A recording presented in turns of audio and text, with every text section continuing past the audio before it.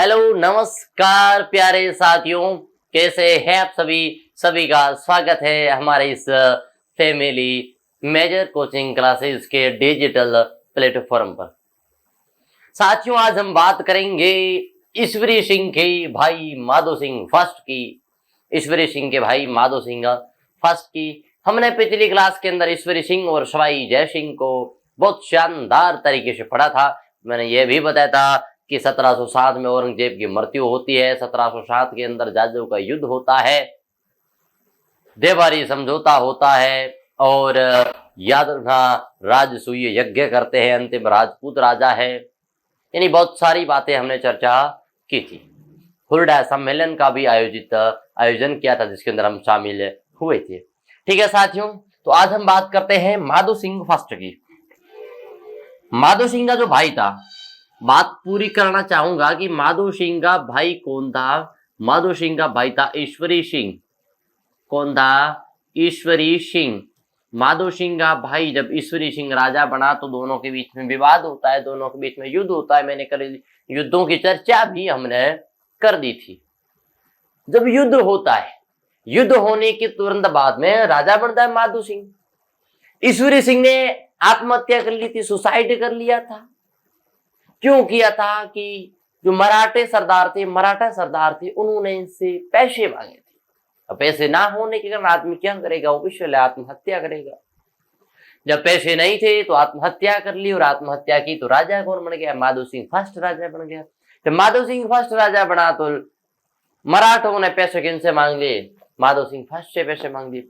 अब माधो सिंह के पास में भी पैसे नहीं थे क्योंकि नया नया राजा बना था। ईश्वरी सिंह ने दिया कुछ नहीं था। नया राजा युद्ध के साथ, युद्ध कंप्लीट होने के बाद में राजा बना, तो पास में पैसे भी नहीं थे और इधर मराठे पैसे मांग रहे युद्ध हर जाने के रूप में अपने भाई के उधारी के।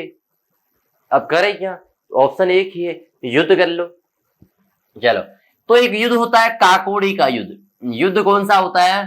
काकोड़ी का युद्ध होता है 1759 के अंदर। किन किन के मध्य होता है? देखो, माधो सिंह युद्ध होता है, माधो सिंह फर्स्ट और मराठाओं के मध्य। किन के मध्य? मराठा के मध्य युद्ध होता है, जिसके अंदर माधो सिंह फर्स्ट क्या होते हैं? विजय होते हैं। पहले युद्ध के अंदर तो माधो सिंह विजय हो जाते हैं, माधो सिंह फर्स्ट, और मराठा को क्या करते हैं? वो पराजित करते हैं। मराठा क्या हो जाते हैं? पराजित हो जाते हैं। अगला युद्ध होता है दूसरा, बंटवाड़ा का युद्ध। कौन सा? बंटवाड़ा का युद्ध 1761 के अंदर। दोनों युद्ध ध्यान रखना, 1759 में और 1761 में दो युद्ध होते हैं। और ये युद्ध भी किन के मध्य होता है? माधो सिंह के साथ में। माधो सिंह और माधो सिंह के साथ में सामने कौन है? मराठा है। सामने कौन है? मराठा। और इस युद्ध के अंदर माधो सिंह क्या हो जाते हैं? पराजित, और मराठा क्या हो जाते हैं? विजय हो जाते हैं। यानी कि एक युद्ध के पहले युद्ध के अंदर, यानी जो काकोड़ी का युद्ध जिसके अंदर माधो सिंह विजय हो जाते हैं, दूसरा बंटवाड़ा का युद्ध है। बंटवाड़ा युद्ध के अंदर मराठा विजय हो जाते हैं। मराठा विजय हो जाएंगे तो क्या होगी भैया? संधि होगी, क्योंकि मराठा हमेशा क्या करते हैं? युद्ध हरजाना लेते हैं, और युद्ध हरजाना हमारे पास पहले ही नहीं था। जब युद्ध हरजाना पहले ही नहीं था तो वर्तमान में पैसे लाए कहां से? आर्थिक मंदी चल रही है, पैसे बिल्कुल नहीं थे। चलो आगे, अब बात करते हैं इनके निर्माण कार्य। अब इनके कुछ निर्माण कार्य, उन निर्माण कार्यों की चर्चा करते हैं। भाई इन्होंने क्या क्या बनाया है, इन्होंने क्या क्या बनाया उसकी चर्चा कर लेते हैं। ये कुछ बनाया है तभी तो फेमस हुए, नहीं तो क्या करते? बनाने के अलावा, क्योंकि हर एक शासक की स्थापत्य कला बहुत महत्वपूर्ण है। स्थापत्य कला बहुत महत्वपूर्ण है, और स्थापत्य कला माधो सिंह फर्स्ट की है। माधो सिंह फर्स्ट की स्थापत्य कला की हमें चर्चा करनी है। तो चलो माधो सिंह फर्स्ट की स्थापत्य कला की चर्चा करते हैं। अभी हम बात करेंगे निर्माण कार्य के, जिसके अंदर माधो सिंह फर्स्ट की कुछ निर्माण कार्य होंगे, कुछ स्थापत्य कला होगी, और उस स्थापत्य कला की बात करते हैं। चलो, पहले स्थापत्य कला के अंदर एक मंदिर है, शीतला माता का मंदिर, चाकसू जयपुर में। मंदिर कौन सा है? शीतला माता का मंदिर है। शीतला माता का मंदिर है, और कहां पर है? चाकसू जयपुर में। कहां पर है?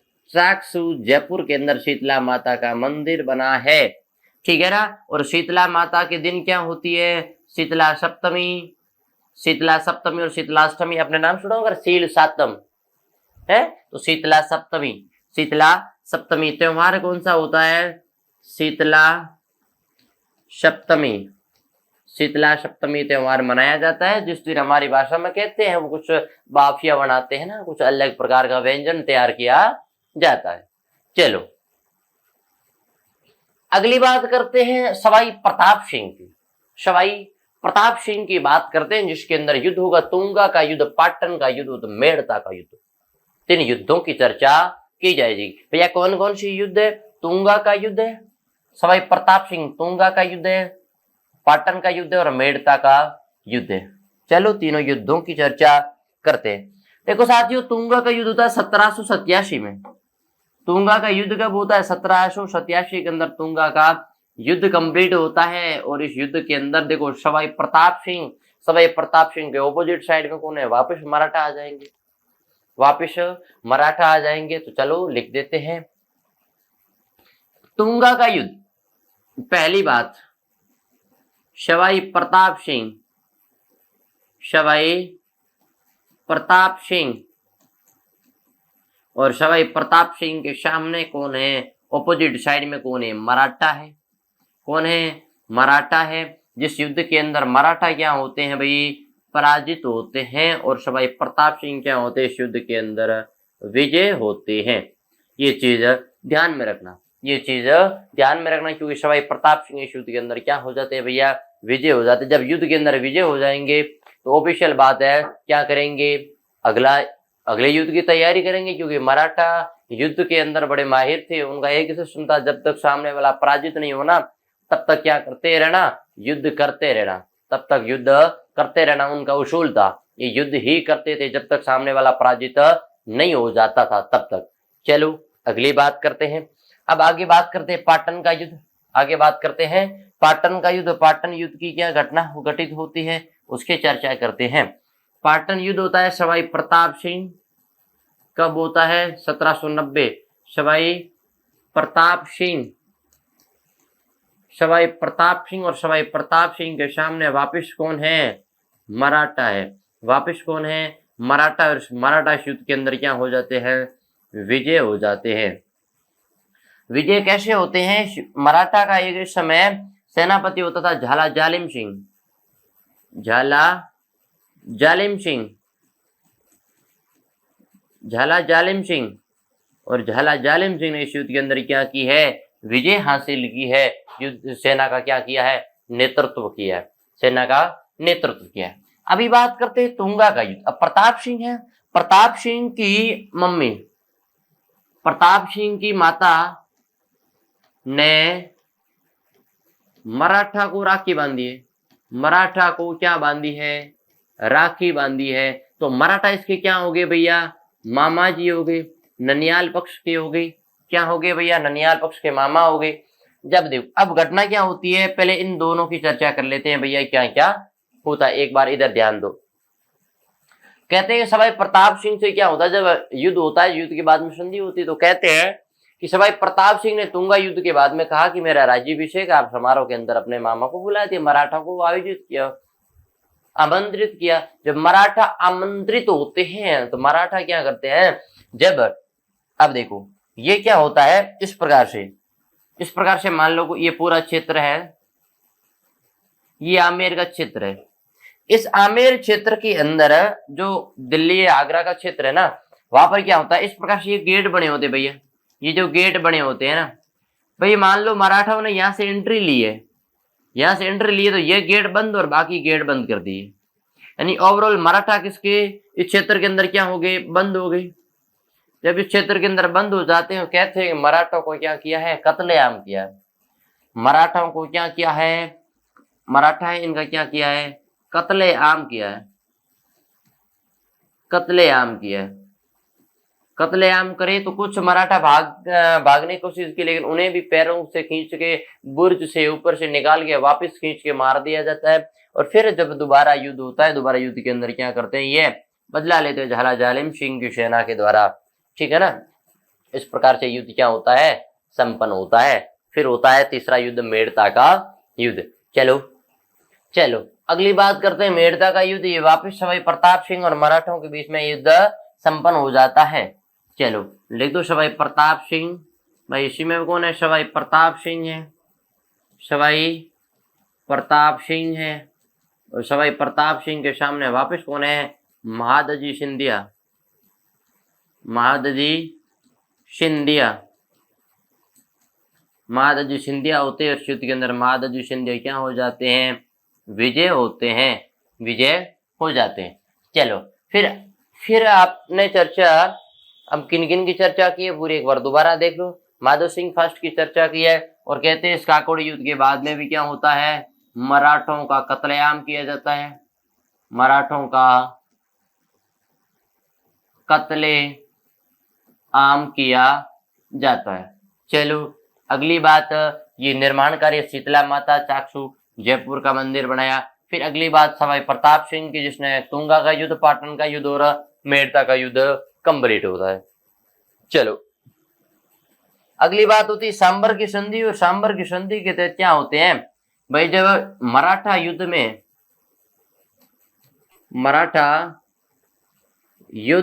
विजय हो जाते हैं, युद्ध में विजय हो जाते हैं, विजय होते हैं तो संधि स्वरूप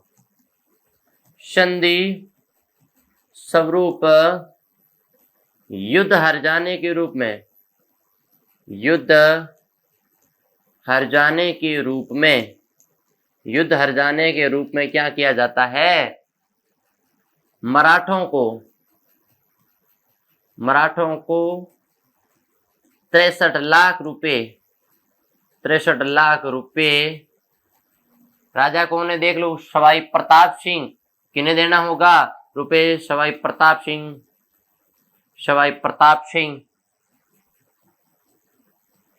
प्रताप सिंह द्वारा दिए जाएंगे, सवाई प्रताप सिंह द्वारा दिए जाएंगे। ये घटना घटित होती है, कहां पर होती है, सांबर की संधि के तहत। और 5 जनवरी 1791 को 5 जनवरी 1791 को संधि होती है। मराठा युद्ध में जब विजय होते हैं तो संधि स्वरूप युद्ध हर्जाने के रूप में सवाई प्रताप सिंह को 63 लाख रुपए का युद्ध हर्जाना देना होगा।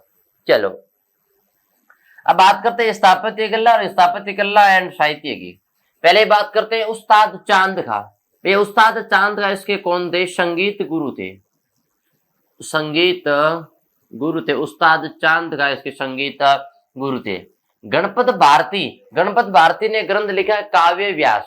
क्या लिखा है, काव्य व्यास, काव्य गुरु। इसने ग्रंथ लिखा है काव्य गुरु, ठीक है ना। उस्ताद चांद का संगीत गुरु थे और इसने काव्य गुरु क्या लिखा है, ग्रंथ लिखा है। चलो काव्य गुरु इसने क्या लिखा है, काव्य गुरु ग्रंथ लिखा है, गणपत भारती काव्य गुरु। चलो अगली बात करते गंधर्व 22 लिख दो, 22 विद्वानों की मंडली, 22 विद्वानों की मंडली क्या कहलाती है, गंधर्व 22 कहलाती है। जिसे गंधर्व 22 या गंधर्व 22 कहलाती है। और जयपुर चित्रकला का क्या है, ये स्वर्ण काल है। जयपुर चित्रकला का क्या है, स्वर्ण काल है, गोल्डन टाइम। अगर जयपुर के अंदर चित्रकला के अंदर सबसे ज्यादा अगर किसने काम करवाया है तो सवाई प्रताप सिंह के द्वारा कराया गया। ठीक है साथियों, चलो स्थापत्य कला। अब स्थापत्य कला की कुछ बातें करते हैं जिसके अंदर इसने कौन कौन से भैया क्या बनाए हैं, निर्माण किए। चलो अगली बात करते हैं स्थापत्य कला। स्थापत्य कला के अंदर एक बहुत शानदार चीज आएगी, क्या, ये यहां लिखते हैं स्वर्णकाल। क्या था, स्वर्णकाल दा। और स्थापत्य कला के अंदर आपने नाम सुना होगा हवा महल। पहली बात किसकी करते हैं, हवा महल की बात करते हैं। हवा महल अगर किसी ने बनाया तो सवाई प्रताप सिंह के द्वारा यह हवाई महल बनाया गया था। हवाई महल किसके द्वारा बनाया गया था भाई, सवाई प्रताप सिंह के द्वारा हवाई महल का निर्माण कराया गया था। चलो एक बार के लिए इतनी चीजें लिखो, आप साथ साथ में नोट्स बनाते रहना, किसी भी प्रकार की कोई गलती ना करना, जितनी चीज लिखा जाए उतने ही लिखना। आपके लिए मोर देन इनफ होगा, क्योंकि बीएसटीसी और पीटीटी के अंदर आपके ऊपर ऊपर से आता है, लेकिन बहुत डीपली जाके आपको कुछ डीपली जाके पढ़ाया जा रहा है, यानी आपके लिए इतना सफिशिएंट होगा। ठीक है ना, आप हमेशा जुड़े रहिए साथ में, और आपके किसी भी प्रकार का कोई सवाल गलत होने की गुंजाइश नहीं होनी चाहिए। चलो भाई, 1799 के अंदर हवा महल बनता है, कब बनता है? 1799 के अंदर इसका निर्माण कराया जाता है। ये चीज नोट कर देना साथ में, अगर कोई कभी कभार सन पूछ ली जाए तो। चलो अगली बात करते हैं सवाई जगत सिंह सेकंड। और सवाई जगत सिंह सेकंड इसे कहते हैं जयपुर का बदनाम शासक। लिख दो, जयपुर का बदनाम शासक। नाम ही देखो बदनाम है, जयपुर का बदनाम शासक कहते हैं भैया। अब जयपुर का बदनाम शासक क्यों कहते हैं कि एक बार क्या होता है, पूरी घटना देखो। आपने यहाँ एक नाम सुना ना, ऋषि कपूर। ये क्या है भैया? ये एक डांसर है, नृत्यांगना है। ये क्या है? डांसर है, नृत्यांगना है। ये नृत्यांगना है। अब देखो, ऋषि कपूर नृत्यांगना है, इसके सामंत सवाई जगत सिंह सेकंड के ज्यादातर सामंत है ना, वो क्या करते हैं, इसका डांस देखने के लिए जाते हैं। जब डांस देखने के लिए जाते हैं तो बहुत शानदार डांसर थी, वर्तमान की रानी रंगीली की तरह बड़ा ठुमके लगा लगा के डांस करती थी। तो एक बार का क्या हुआ कि जगत सिंह सेकंड वहां गई और उसने पास में देखा, पास वाले किसी ने बोला सर जगत सिंह डांस अच्छा ना। उसने कहा डांस तो अच्छा ही है, लेकिन डांसर उससे भी अच्छी है। डांस अच्छा है, डांसर उससे भी अच्छी है। मन में लड्डू फूटे, मन में क्या फूटे? लड्डू फूटे, शादी के लड्डू फूटे। और साथ साथ में मन में सोच लिया, बच्चों के नाम भी रख लिए। फिर ऋषि कपूर को क्या करते हैं और कहते हैं कि बसंती आज से कुत्तों के सामने नाचना बंद, केवल नाचना किसके सामने? सवाई जगत सिंह सेकंड के सामने ही नाचना, केवल मेरे सामने ही नाचना। रानी बना के रखूंगा। और क्या करते हैं, ऋषि कपूर से क्या करते हैं, ऋषि कपूर को अपने महल में लाते हैं। ऋषि कपूर को अपने महल में लाते हैं, महल में लाते हैं। जब महल में लाते हैं, ऋषि कपूर कहती है कि आपने मुझे महल में लाके खड़ा कर दिया, मेरा किसी भी प्रकार से कोई सम्मान नहीं, तो एक काम करो, हर कोई आता है, मैं तो वहां बैठी हूँ, आप महल दरबार के अंदर बैठे रहते हो। तो दरबार के अंदर 2 कुर्सियां होती है, मान लो ये कुर्सियां हैं भाई, मान लो ये कुर्सी है, मान लो ये कुर्सी एक, ये कुर्सी है, और इस कुर्सी के सामने ही सामने किसकी है? ऋषि कपूर की कुर्सी है। यानी 2 कुर्सियां साथ में बनाई है। इधर राजा की कुर्सी है, इधर राजा जगत सिंह की कुर्सी है, और इधर ऋषि कपूर की कहानी, ऋषि कपूर की कुर्सी है। इधर राजा की, इधर ऋषि कपूर की कुर्सी, दोनों की कुर्सियां आमने सामने बना दी गई।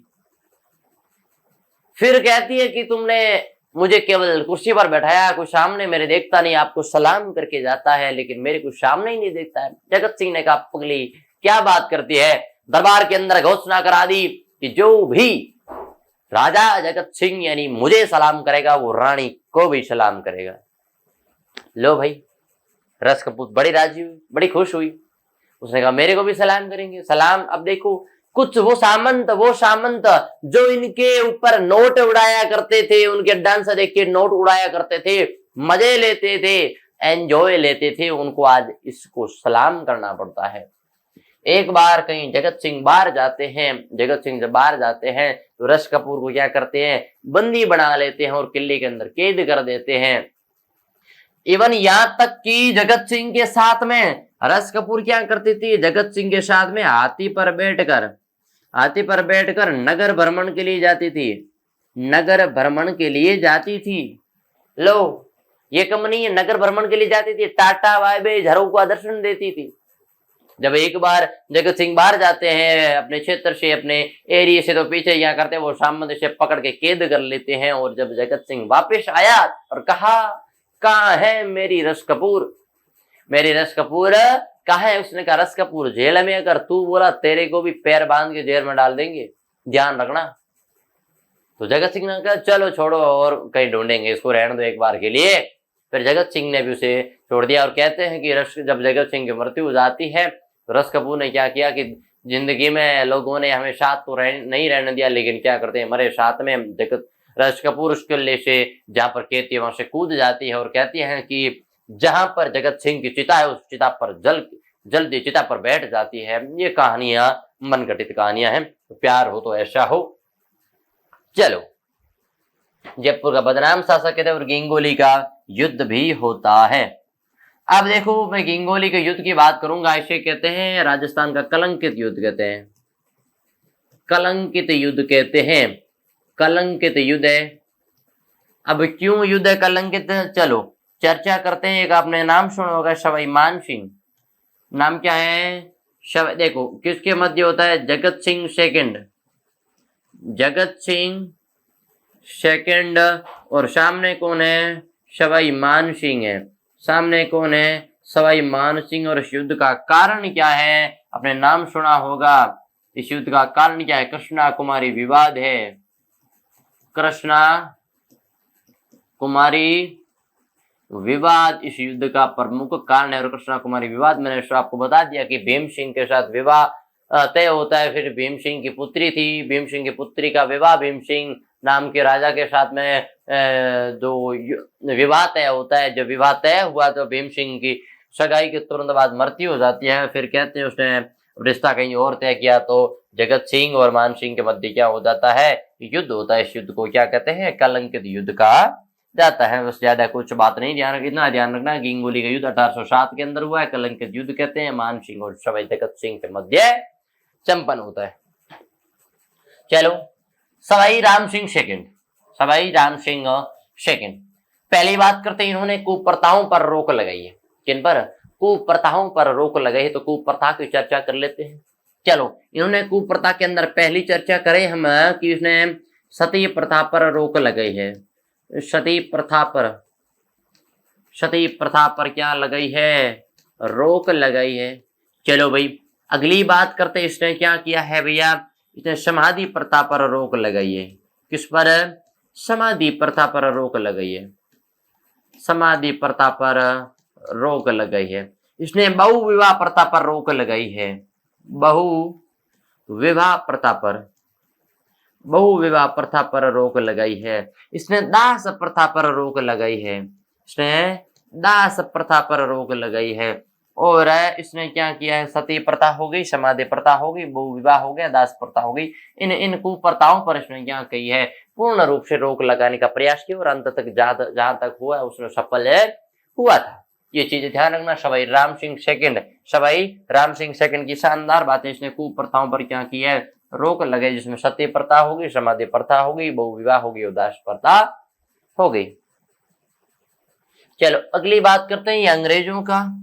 अब इसके समय अंग्रेजों का बड़ा रोल था भाई। रोल लो के अंदर देखें, इसने रोल में देखो इसने साथ दिया है। इसने अंग्रेजों का 1857 की रिवॉल्यूशन के अंदर साथ दिया है। कहां पर साथ दिया है? 1857 की क्रांति में, 1857 की क्रांति में, क्रांति में अंग्रेजों का साथ दिया है। अंग्रेजों का साथ दिया है। 1857 की क्रांति में अंग्रेजों का साथ दिया है। और उसने अंग्रेजों ने इसे उपाधि कौन सी दी है? सितारे हिंद की उपाधि दी है। सितारे हिंद की इसे उपाधि दी है। उपाधि कौन सी दी है? अंग्रेजों के द्वारा सितारे हिंद की उपाधि से इसे क्या किया है? नवाजा गया है। ये बहुत शानदार सवाल है, ध्यान रखना। सितारे हिंद की उपाधि दी है। और महात्मा गांधी को केसर ए हिंद की उपाधि दी है। केसर ए हिंद की उपाधि किसकी है भैया? महात्मा गांधी जी की है, गांधी जी की। और दी किसने है? अंग्रेजों ने दी है। जब भारत छोड़ो आंदोलन और सविनय अवज्ञा आंदोलन की जो बात होती है, वहां पर इसने क्या किया है? इसे केसरे हिंद और इसे सितारे हिंद की उपाधि से नवाजा गया। फिर इसने गुलाबी रंग की बात करें, एक राजा का नाम था प्रिंस अल्बर्ट। एक इंग्लिश अंग्रेज राजा साहब थे, प्रिंस अल्बर्ट। कहते हैं प्रिंस अल्बर्ट जब जयपुर आते हैं तो अपनी बेगम, अपनी लुगाई, अपनी मैडम, अपनी महारानी को साथ में लेकर आते हैं, अपने वाइफ को साथ में लेकर आते हैं। तो कहते हैं भी उसे गुलाबी रंग बड़ा पसंद था। तो सवाई राम सिंह ने क्या किया? गुलाबी रंग से जयपुर को रंगवा दिया। दूसरी बात कहते हैं प्रिंस अल्बर्ट की, यानी कि किसी के आगमन में, मेहमानों के आगमन में अगर गुलाबी रंग दिखाया जाए तो बहुत शानदार था। तो प्रिंस अल्बर्ट के जयपुर आगमन पर, प्रिंस अल्बर्ट के जयपुर आगमन पर, जयपुर आगमन पर जयपुर को गुलाबी रंग से रंगवाया, गुलाबी रंग से रंगवाया, गुलाबी रंग से रंगवाया था। ये चीज ध्यान में रखना, गुलाबी रंग से। और शब्द प्रयोग यानी सबसे पहले अगर किसी ने गुलाबी रंग शब्द का प्रयोग किया ना, वो चर्चा कर लेते हैं। चलो भाई, सर्वप्रथम सर्वप्रथम पिंक सिटी, सर्वप्रथम अगर किसी ने पिंक सिटी शब्द का प्रयोग किया है, शब्द प्रयोग किया है, तो उस व्यक्ति का नाम है Stanley hello, Stanley hello. Stanley hello व्यक्ति ने क्या किया, सबसे पहले पिंक सिटी का प्रयोग किया है। और जयपुर को क्या कहते हैं, गुलाबी नगर कहते हैं। जयपुर को क्या कहते हैं, गुलाबी नगर कहते हैं। यानी जयपुर को गुलाबी रंग से किसने रंगवाया, सवाई राम सिंह ने। किसके आगमन पर, प्रिंस अल्बर्ट के आगमन पर, प्रिंस अल्बर्ट के आगमन पर इसे जयपुर को गुलाबी रंग से रंगवाया। अपने को ये ध्यान में रखना है। चलो अगली बात करते हैं सवाई माधो सिंह सेकंड की, सवाई माधो सिंह सेकंड की और एडवर्ड सप्तम।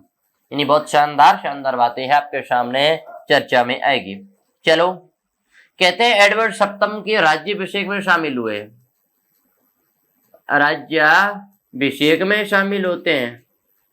राज्याभिषेक में शामिल होने के लिए, में शामिल होने के लिए इंग्लैंड जाते हैं, इंग्लैंड जाते हैं।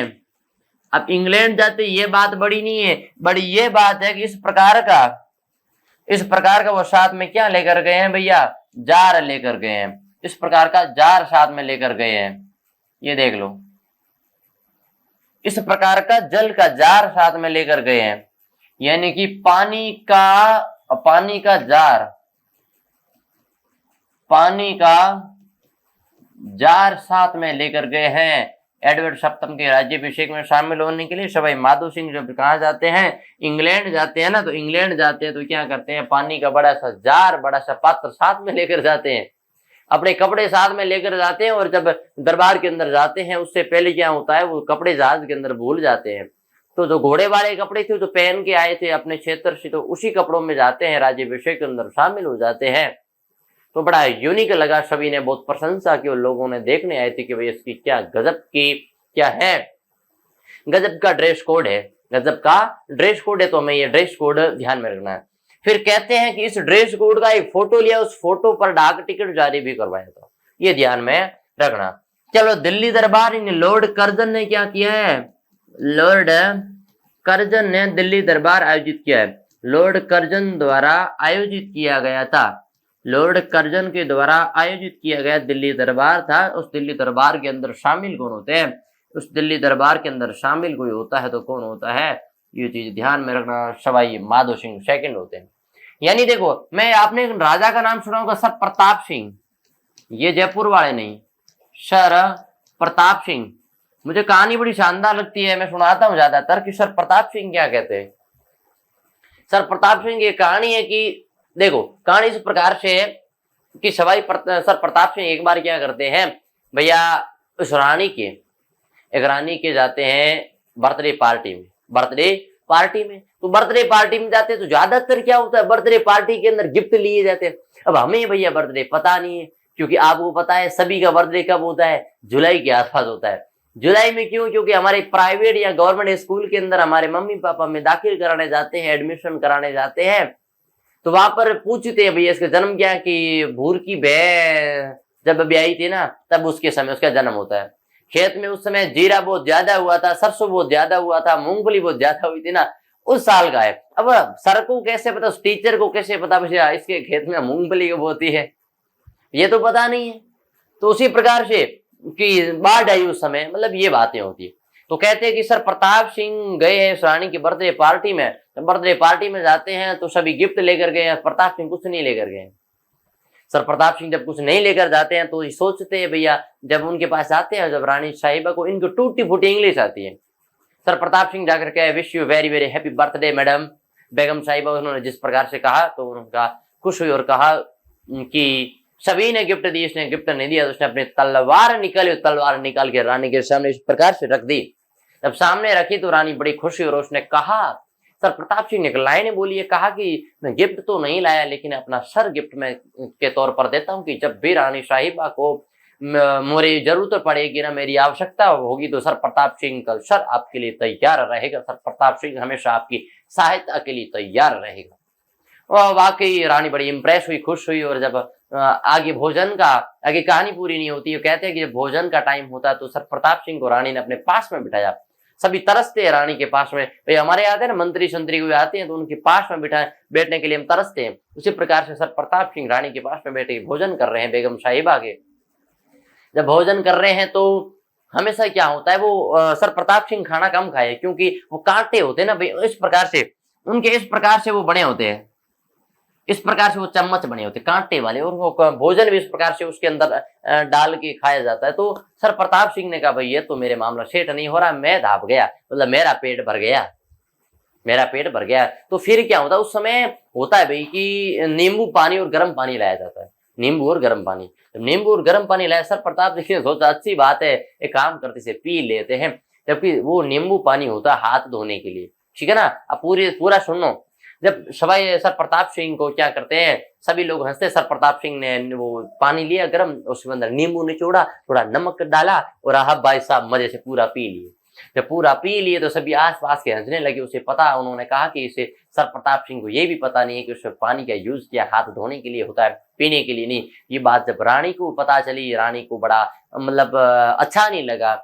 उसने क्या किया, सर प्रताप सिंह की तरह अपने दास से बुलाया, अपने गाइड से बुलाया और कहा कि मेरे लिए भी नींबू पानी, वो पानी और नींबू दोनों लाया जाए। तो पानी और नींबू लाया गया और रानी ने भी क्या कर दिया, पानी पी लिया। इन्हें सभी, फिर उनके साथ में सभी आसपास के सामंत थे, वो भी पानी पीने लगे। इन्हें सर प्रताप सिंह एक यूनिक साबित होते हैं। फिर कहते हैं कि सर प्रताप सिंह के साथ में वो रानी नगर भ्रमण के लिए जाती है। जब नगर भ्रमण के लिए जाती है ना, बड़ी कहानी रोचक है, आप पूरा सुनना।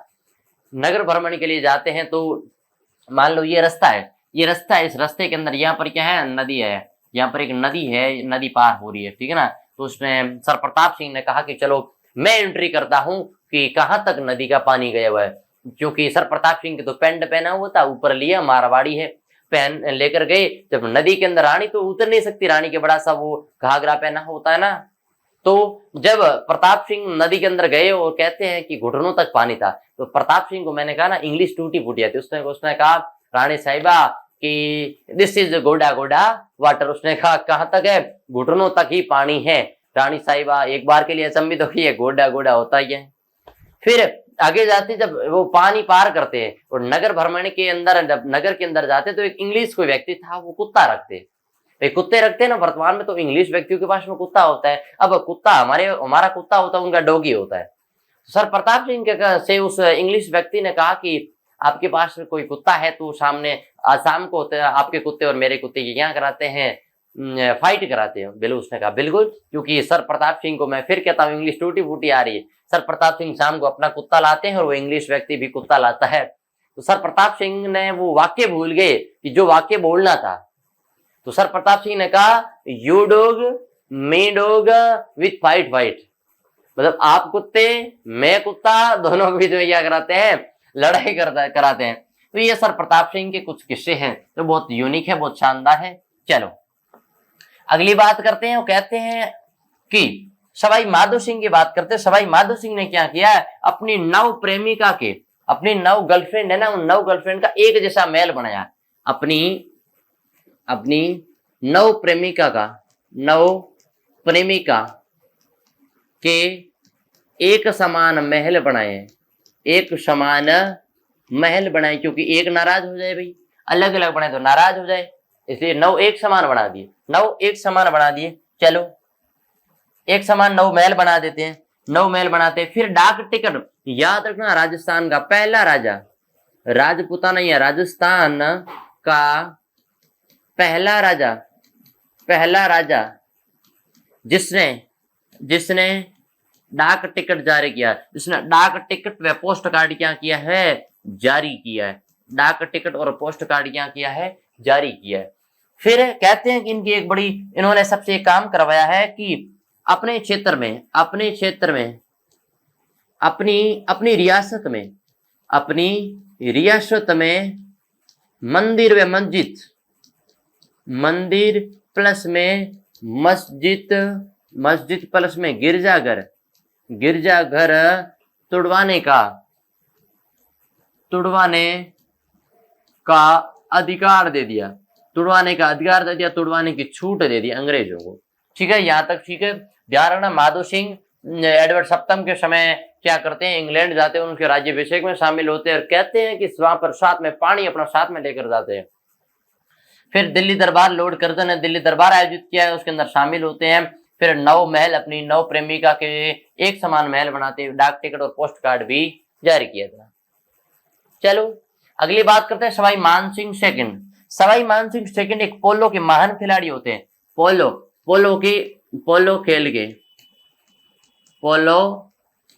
खेल के महान खिलाड़ी होते हैं, खेल के महान खिलाड़ी थे भैया, महान खिलाड़ी थे। और कहते हैं ना, कभी कभी आदमी की महान खूबियां क्या करती है, उसे ले डूबती है। नहीं, पोलो खेलते समय भी इनकी क्या होती है भैया, मृत्यु भी पोलो खेलते समय होती है। और 30 मार्च 1949 को आपने सुना होगा, वृहत राजस्थान